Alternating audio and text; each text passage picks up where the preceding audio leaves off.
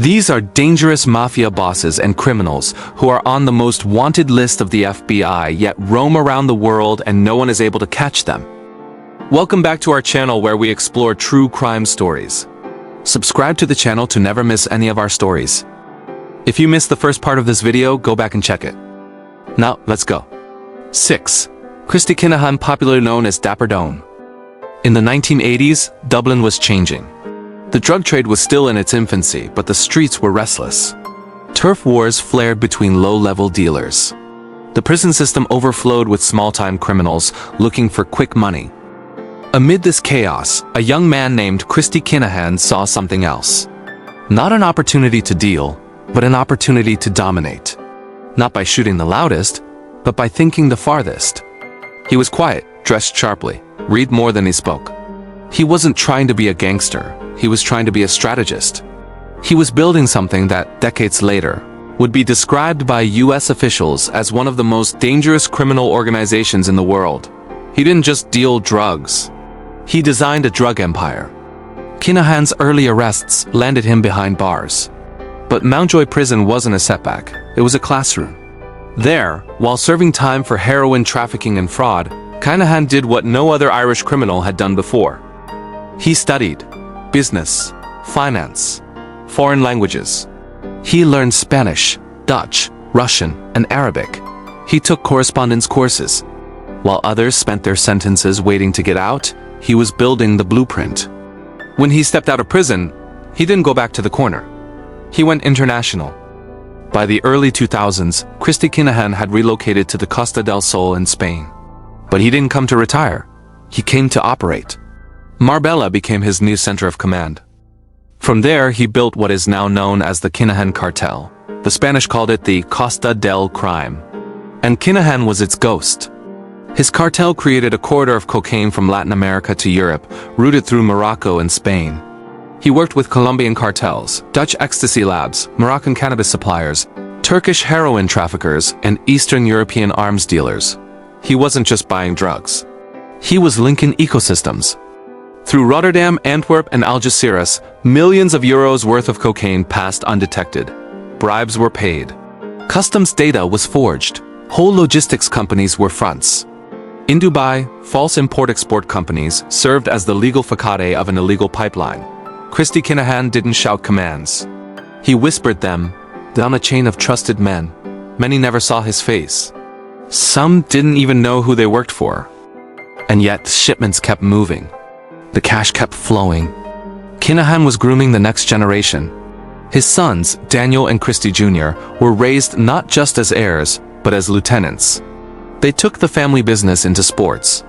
Daniel moved into boxing management, using the fight world to clean money and create global connections. But the cartel was never just about drugs or sports. It was about control. On February 5, 2016, a boxing weigh-in at the Regency Hotel in Dublin was ambushed. Men dressed as armed police stormed the building. Guns were drawn. Chaos followed. One man, David Byrne, was shot dead. The message was clear. This was a gangland execution. It was the flashpoint of the Kinahan-Hutch feud, a bloody war that would claim over 18 lives across Ireland and Spain. Kinahan's enemies were found riddled with bullets, or not found at all.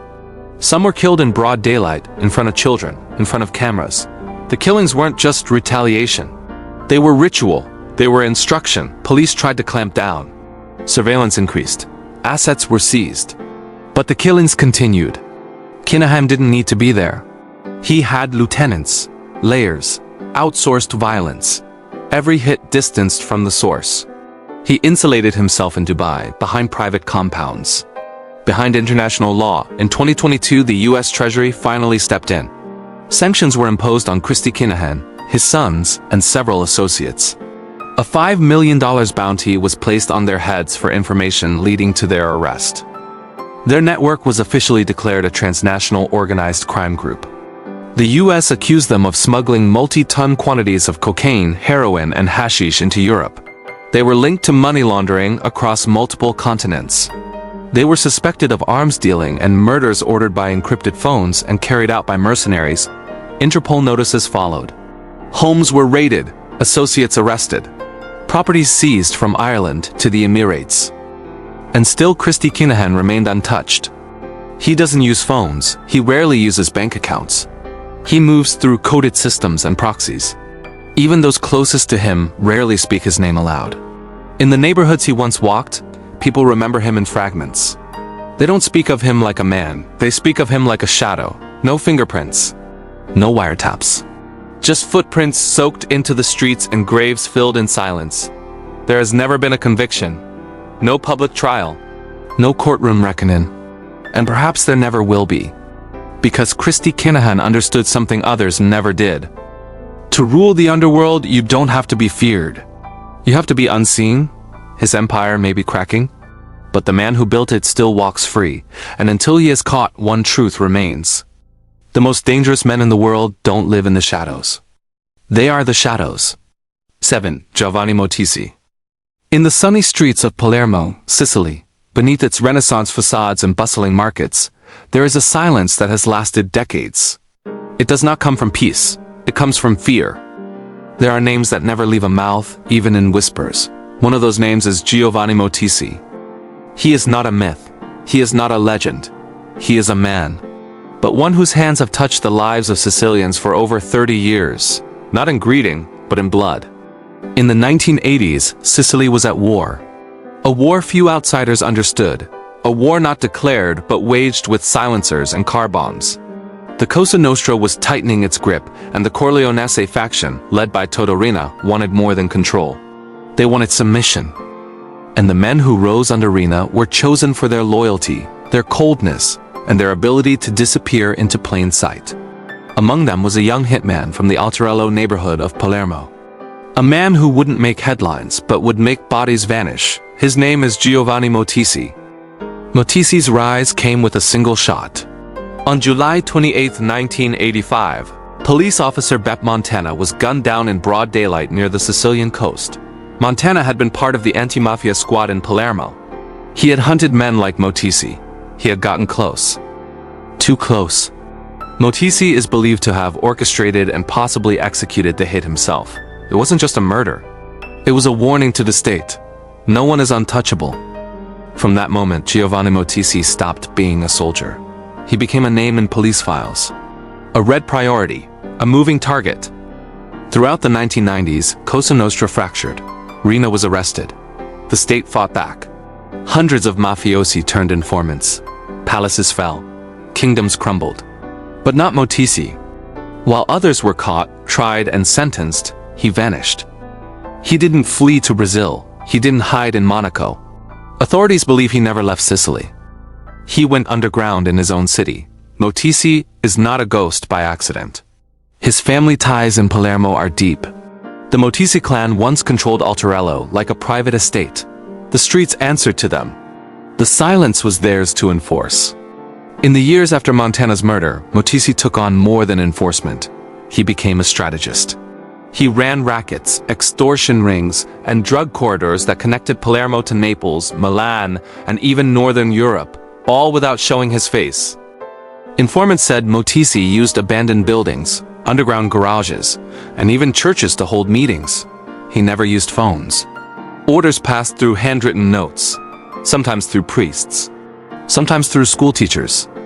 No one suspected, everyone obeyed. He kept operations small. No drama, no public hits, quiet racketeering. Businesses paid protection not because they were threatened, but because they knew what happened when they didn't. One man refused to pay. His shop burned down, another talked to the police. His cousin disappeared. The message was always the same. Speak and vanish. In 1998, the Italian state had had enough. Giovanni Motisi was added to the country's most wanted list. He was convicted in absentia for multiple murders, one of them Beppe Montana. Others unnamed, bodies buried in orchards, weighted in lakes. Since then, he's been hunted across Italy, but the consensus remains. He never left Palermo. He never needed to. As new mafia families rose like the Inzerillos and the Gravianos, Motisi stayed hidden. He adapted, aligned, always in the background. The courts described him as a strategic contact point for mafia resurgence in Palermo. The money never stopped. The silence never cracked. Police believe Motisi was key in rebuilding the criminal economy of Palermo in the 2000s. construction bids, supermarket monopolies, counterfeit import networks. But despite drones, dogs, wiretaps, and full-blown militarized sweeps, Motisi has never been found. Not once. Not a single verifiable sighting in over 2 decades. There is no digital trail, no fingerprints, no slips. The apartments he supposedly lived in are empty. The people he once commanded pretend not to remember him. And yet the businesses still pay. The neighborhoods still go silent when his name is spoken. The authorities admit it now. Motisi is one of the last remaining symbols of the old Cosa Nostra who never broke, never fled, never talked. He never needed to. Because fear does not need followers. It needs memory. 8. Roberto Pannunzi. It is estimated that 1/3 of the world's cocaine travels through Europe. Much of it enters silently, undetected, hidden in crates of bananas, inside engines, beneath legal exports. And somewhere in the shadows of that international supply chain is a man the DEA once described as the world's most influential cocaine trafficker. Roberto Pannunzi. Nicknamed Beb. But this baby-faced smuggler didn't grow up in the streets. He rose from the back rooms of Italian tailor shops to become the architect of a trafficking empire that stitched Italy, Colombia, and the entire global underworld together. Born in Rome in 1948, Roberto Pannunzi didn't come from mafia royalty. His father was a tailor, but by his teenage years, he was already threading himself into Italy's criminal networks. Through marriage and loyalty, he linked himself to the Calabrian 'Ndrangheta, a criminal syndicate more secretive and globally powerful than the Sicilian Cosa Nostra. Then, he connected with the Sicilian mafia. Then the Colombians, not as a courier. Not as a foot soldier, but as a broker.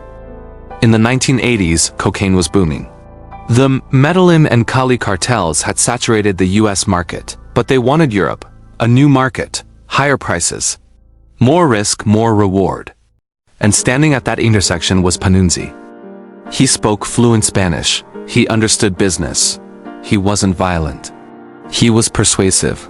He knew how to negotiate with capos in Naples and chemists in the Andes. Pannunzi opened the first serious cocaine pipelines between South America and Italy. He didn't just import. He coordinated entire supply chains, financing harvests in Colombia, arranging shipments through Venezuela or Ecuador, organizing offloads in Spain, Rotterdam, or Joya Toro. At his peak, Pannunzi was facilitating multi-ton shipments. Not once a year, not once a month, weekly. He forged an alliance between Colombian cartels and the Ndrangheta, allowing cocaine to flood into Europe by the hundreds of tons. To the Colombians, he was trustworthy. He paid on time, he solved disputes. He never drew attention. To the Italians, he was indispensable. The DE called him Europe's Pablo Escobar. But he was never flashy. No gold-plated guns, no private zoo. Just cash, movement, contacts. He wore his influence like a shadow. He was first arrested in 1994 in Colombia.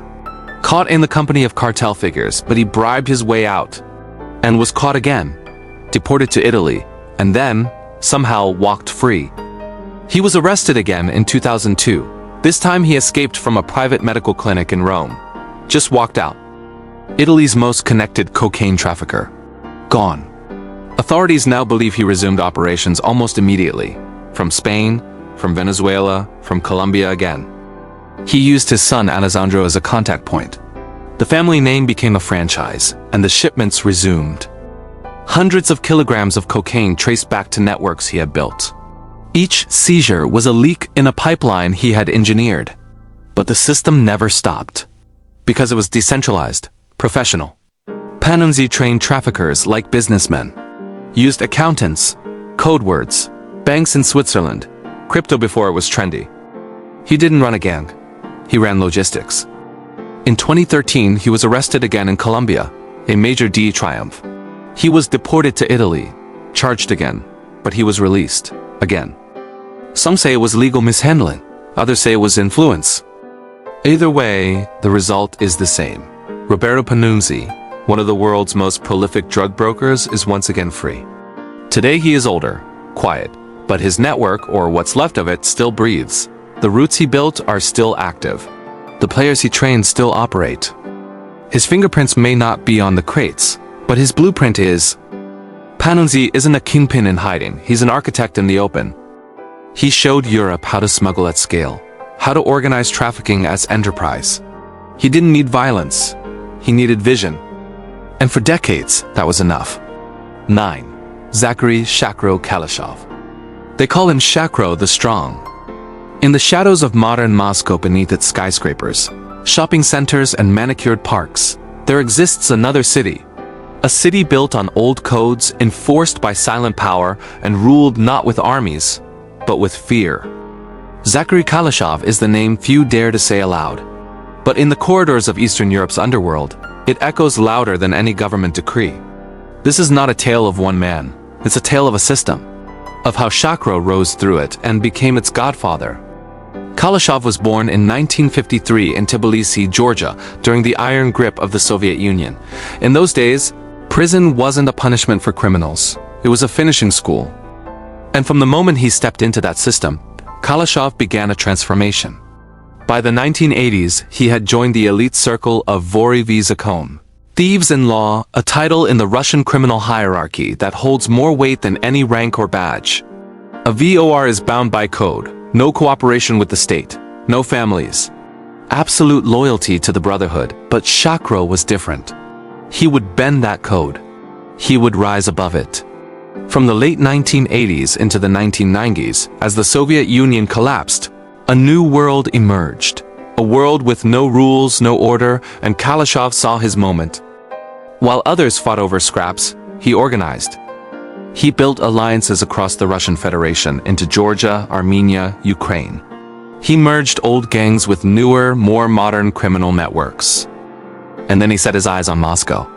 Kalashov quickly became a central figure in Moscow's criminal elite. Extortion rings, high-stakes gambling, protection rackets, illegal arms, he had his hand in all of it. But it was his control over construction and nightlife that truly embedded him in the city's economy. Contractors couldn't pour concrete without his blessing. Club owners paid him just to open. And when they didn't, their buildings mysteriously caught fire. Their staff went missing. Their permits vanished.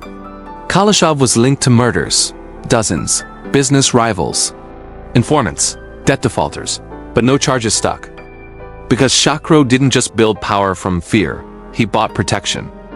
It is believed Kalashov had deep connections within Russia's law enforcement, political ranks, and security services.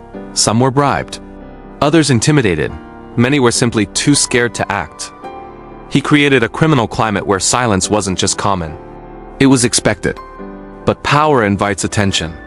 In 2006, Spanish authorities arrested Kalashov in Marbella. He was accused of running an international criminal syndicate. Money laundering, racketeering, ties to murders across Europe. Dozens were indicted alongside him. The US Treasury blacklisted him. Interpol issued red notices.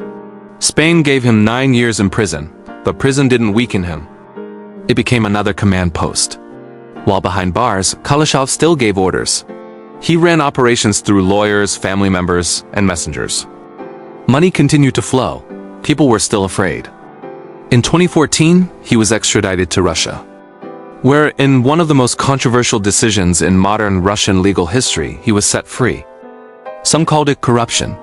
Others said it was evidence of how deep his ties ran. But whatever the reason, one thing became clear: Shakro Kalashov was back. 2 years later, in 2016, he was arrested again. A public shootout between rival criminal groups in Moscow led back to him. He was tried and sentenced to nearly 10 years. But once more, the bars did not hold him forever. He was released early. And now? He is free. Officially, Kalashov remains banned by Interpol. He is not supposed to travel, not supposed to operate. And yet, reports suggest he lives comfortably, protected, respected, feared. Some say he still runs enforcement for the thieves in law across Eurasia. Some say he is retired. Others say he never left. The last on our list is Liborio Bellomo. In the world of organized crime, power doesn't always come from violence. Sometimes it comes from calculation, from patience, from a smile that says nothing but controls everything. This is the one time we'll see a big criminal without an extensive track record of killing. In New York, there are 5 crime families. But only one has earned the nickname, the Ivy League of mafia families. The Genovese. And their most strategic mind? Liborio Barney, Bellomo. Bellomo is not flashy, no gold chains, no media spectacles. He doesn't need to be loud, because when Barney speaks, whole neighborhoods listen. Born in 1957 in East Harlem, Bellomo came of age at a time when the mafia still ruled by handshake deals and whispered warnings.